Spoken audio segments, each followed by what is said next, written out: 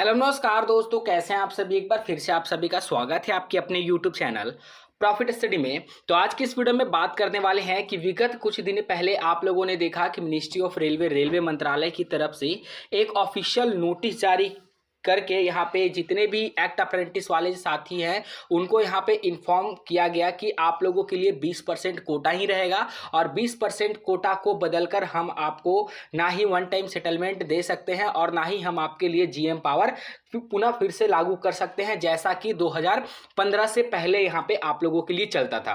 और उसमें एक रीजन बताया गया था कि जो आपका सुप्रीम कोर्ट का फैसला आया था उस फैसला के मद्देनजर मिनिस्ट्री ऑफ रेलवे की तरफ से ये अपडेट, ये बड़ा फैसला जो है वो एक्ट अप्रेंटिस साथियों के लिए लिया गया था। तो आज के इस वीडियो में हम यही देखेंगे कि फाइनली मिनिस्ट्री ऑफ रेलवे की तरफ से ऐसा कौन सा नोटिस आया था, ऐसा कौन सा बात जो है आपका कोर्ट में किया गया था और ऐसा कौन सा फैसला है जो कोर्ट की तरफ से रिलीज किया गया था जिसके कारण यहाँ पे रेलवे मंत्रालय को जीएम पावर सीधी भर्ती को बंद करना पड़ा।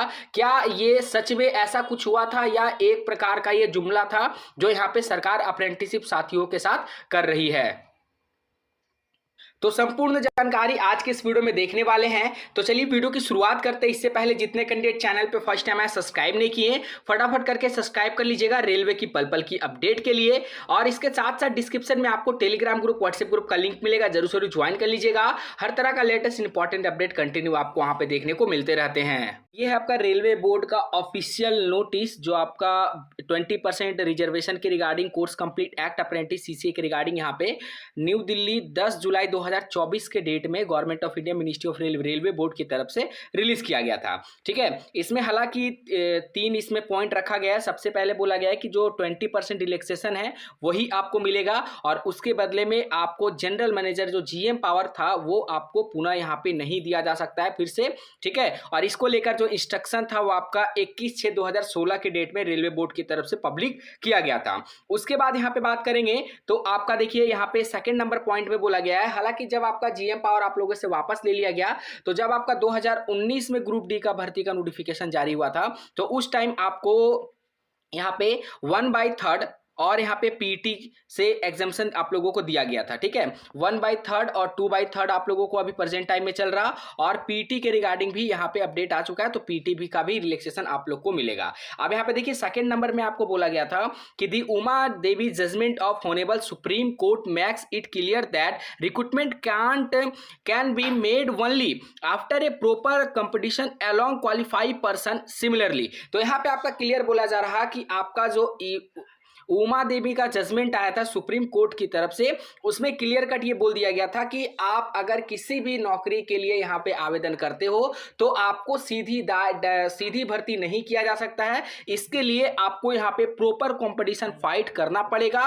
और जो वेल क्वालिफाइड पर्सन रहेंगे उनको ही जॉब दिया जाएगा जो जॉब के लिए हकदार होंगे प्रॉपरली। मतलब आपको किसी ना किसी कीमत पर एग्जाम में बैठना ही होगा और आपको रिक्रूटमेंट प्रोसेस को कंप्लीट करना होगा तो ही जाके आपको लेवल 1 ग्रुप डी की नौकरी के लिए हकदार माना जाएगा। ठीक है, और इसको लेकर यहाँ पे आपका फिर से वही कंक्लूजन लास्ट में दिया गया कि आपको जीएम पावर को खत्म कर 20% vacancy in level 1 in Indian railway is not flexible by the makes any modification in the और नोटिफाइड। ठीक है, तो इसमें वही बोला जा रहा है कि आपका जो जीएम पावर था उसको खत्म करके जो 20% कोटा है वही चलेगा। इसमें कोई भी बदलाव रेलवे बोर्ड की तरफ से नहीं किया गया। अब सबसे बड़ा बदलाव है कि ये जो आपका रेलवे बोर्ड यहाँ पे पूरा जो डिपेंड कर दिया है कि कोर्ट का ऐसा आदेश है जिसके कारण ही हम यहाँ पे जीएम पावर को बंद कर रहे हैं। तो चलिए आपको लेके चलते सुप्रीम कोर्ट का जो ऑफिशियल नोटिस आया था उसमें आपको क्या बताया रिक्रूटमेंट को लेकर, उसके रिगार्डिंग भी अपडेट देख लीजिए।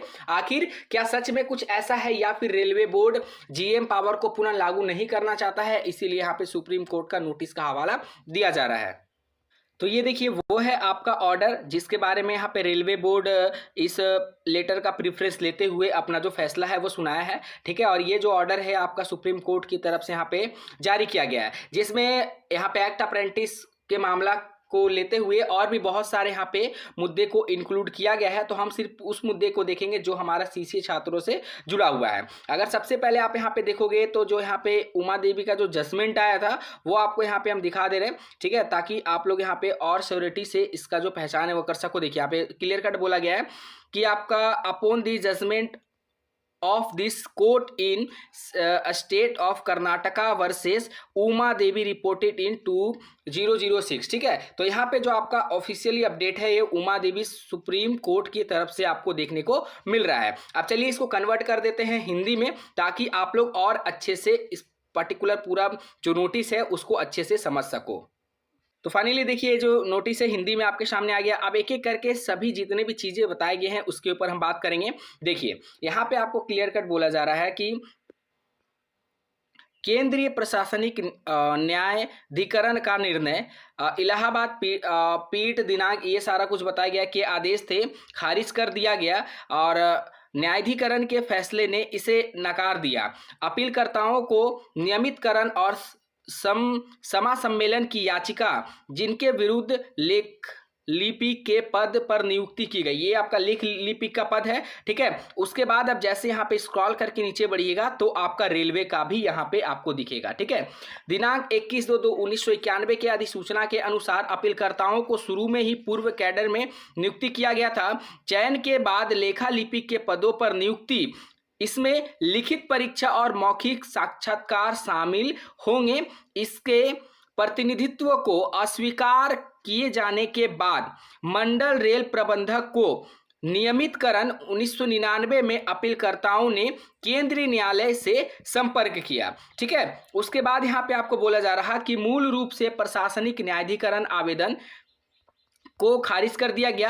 अपीलकर्ताओं ने निष्कर्ष निकाला कि उनकी नियुक्तियां अस्थायी थे और एक विशिष्ट योजना के लिए थे।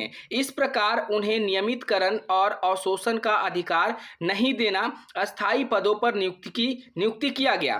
तत्पश्चात अपीलकर्ताओं उच्च न्यायालय का दरवाजा खटखटाया और उच्च न्यायालय न्यायाधिकरण के आदेश को बरकरार रखा और खारिज कर दिया गया। उनकी रीट याचिका में कहा गया था कि अपीलकर्ताओं को अस्थायी तौर पर नौकरी दी गई योजना उन्हें अधिकार प्रदान नहीं कर सकी। देखिए यहाँ पे बोल रहा है कि जो आपको अस्थायी तौर पर जो नौकरी दिया गया था उसको अस्थायी करने के लिए ऐसा कोई भी योजना यहाँ पे प्रदान नहीं किया गया जो आपका स्थायी कर्मचारियों के समान, और इस न्यायालय के निर्णय पर भरोसा किया सचिव कर्नाटक राज्य बनाम उमा देवी। ठीक है, जो यहाँ पे आपका जो है वो पूरा जो जजमेंट है जिसके प्रेफरेंस में आया था, और अस्थायी और आकस्मिक कर्मचारियों के पास नहीं है सेवा में शामिल होना मौलिक अधिकार है। ठीक है, उसके बाद इस तरह करके आपका ये जो पूरा ऑफिशियल नोटिस है हम आपको टेलीग्राम में भी प्रोवाइड कर देंगे, तो आप वहां से भी जाके पढ़ सकते हैं। तो यहाँ पे आप जैसा कि देखोगे कि यहाँ पे देखिए कि मूल प्रकृति को पहचानने में विफल रहने से उनके कर्तव्य जो नियमित